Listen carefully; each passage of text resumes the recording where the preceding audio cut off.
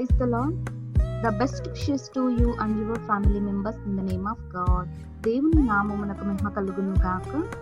దేవుని నామము పేరిట మీకును మీ కుటుంబ సభ్యులందరికీ శుభాభివందనములు. ఈరోజు దేవుని వాగ్దానం. Today God's promise.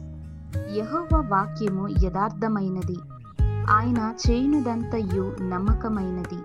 కీర్తనల గ్రంథం 33వ అధ్యాయం 4వ వచనం. The word of the Lord is right, and all he does is faithful. The book of Psalms chapter 33 verses 4. క్రీస్తునందున్న ప్రియమైన సహోదరి సహోదరులకు దేవుని యొక్క నామం పేరిట మీ అందరికీ శుభాభివందనములు. దేవుడు ఈ దినమున దావీదు మహాభక్తుని అయినటువంటి కీర్తనాకారుడితో దేవుడు మాట్లాడుతున్నాడు.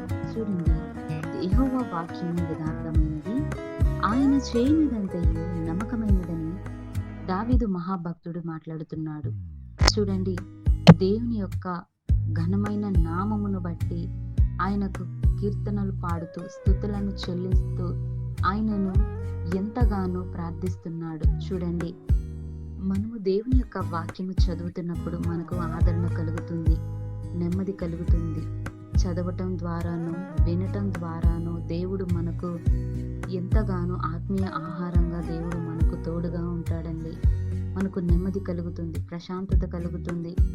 దేవుని యొక్క వాక్యము మనము నమ్మినట్లయితే తప్పకుండా దేవుడు మన జీవితంలో కూడా నమ్మకమైనటువంటి దేవుని యొక్క లేఖనాలు నెరవేరుతాయండి. చూడండి, దేవుడు చేస్తున్నది కూడా ప్రతిదీ కూడా నమ్మకమైనది. ఎందుకంటే దేవుడు సత్యవంతమైన దేవుడు, న్యాయవంతుడు, ఆయన నీతి న్యాయమును కలిగిన దేవుడు.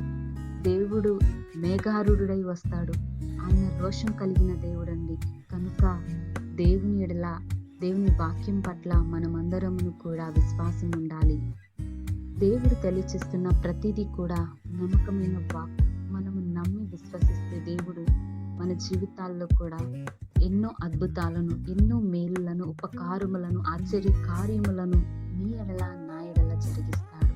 అలాగే దావీదు జీవితంలో జరిగినటువంటి ఎన్నో మేలులు, గొర్రెలు కాపరిగా ఉంటున్న దావీదుని దేవుడు గొప్పగా అద్భుతంగా రాజుగా నియమించాడండి.